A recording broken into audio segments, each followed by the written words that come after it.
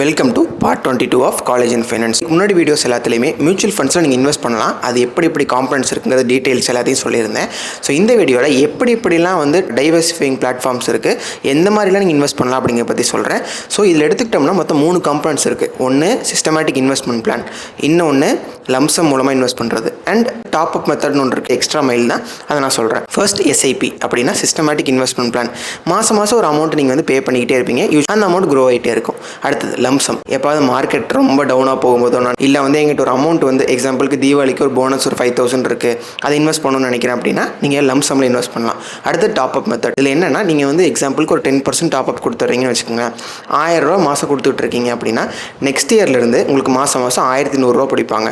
அந்த மாதிரி ஒவ்வொரு வருஷமும் நீங்கள் போடுற அமௌண்ட்டில் 10% ஆட் பண்ணிக்கிட்டே வருவாங்க. அண்ட் அடுத்த வீடியோவில் நான் வந்து இந்த எஸ்ஐபி பற்றின டீட்டெயில்ஸ், எஸ்டிபின்னு ஒன்று இருக்குது, எஸ்டபிள்யூபின்னு ஒன்று இருக்குது, இதை பற்றின ஃபுல் டீட்டெயில்ஸ் சொல்கிறேன். And stay tune. பை.